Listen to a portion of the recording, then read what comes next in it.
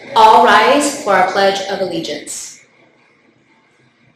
I pledge allegiance to the flag of the United States of America and to the republic for which it stands, one nation, under God, indivisible, with liberty and justice for all. Good morning, students, faculty, and staff. Welcome to the WDCS announcements for Monday, February 5th, 2024. Today is an odd day. The word of the day is prognosticate. It means to predict. Given how poorly the team has been playing, most experts prognosticated a loss in their next game. The Mad Club will meet after school today. Test prep tutoring sessions are after school today. The La Dance Club and Step Legacy will meet tomorrow. The Gaming Club will meet tomorrow in room 1208. Dr. Vinciguerra and chorus students will be selling Valentine's Day singing rounds for $3, each in the music room before, after school, and during lunch. Each singing round will come with a special song and either carnation or rose. Please make sure that you print the recipient's full name on the back of the gram with their even day schedule.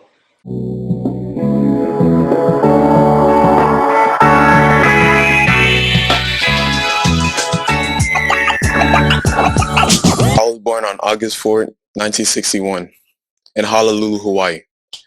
Early in my life, I developed a passion for community service and social justice, driven by my experiences and desire to bring about positive changes. My journey in politics began in Chicago, where I worked as a community organizer addressing issues like job discrimination and economic inequality. This experience greatly influenced my commitment to public service. I went on to become the first African American president of Harvard Law Review, and later worked as a civil rights attorney promoting voting rights and challenging housing discrimination. In 2008, I made history by becoming the 44th and the first African American president of the United States. My presidency focused on issues such as healthcare reform, climate change, and international diplomacy. Despite facing numerous challenges, including global economic crisis, I worked on bringing about positive changes and healthy work environment for everyone in the country. My time in office was marked by the passage of the Affordable Care Act and the restoration of the diplomatic relationships in Cuba. After serving 2 terms, I left presidency in 2017, leaving a legacy that exceeded beyond politics. My journey reflected beliefs that everyone, regardless of their background, can contribute to the betterment of society, embodying the American dream of progress and inclusivity. I am Barack Obama.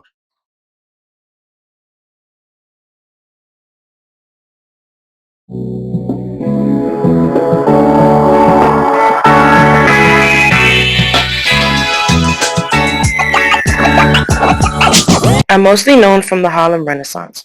I was born in 1894 in Chattanooga, Tennessee. As kids, me and my brother would sing to people on street corners so people could hear our voices. But as I got older, people started saying my voice was too rough to be in the recording industry.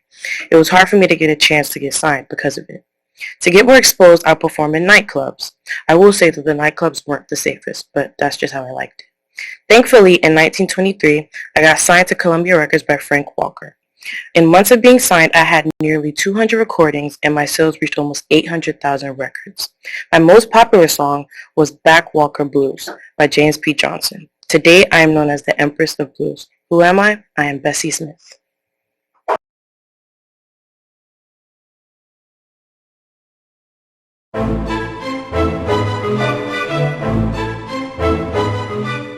The Voyager 1 space probe was sent out to take photographs of the solar system to send back to Earth. On its way out of our solar system and into deep space, it took 60 final images. One of those images was eventually known as the pale blue dot. The arrow, obviously, was not part of the original image, but do you know what that dot the arrow is pointing to is? That pale blue dot is our Earth. That's what it looks like from the edge of the Milky Way galaxy. Here's a more recent picture, this time taken from orbit around Saturn.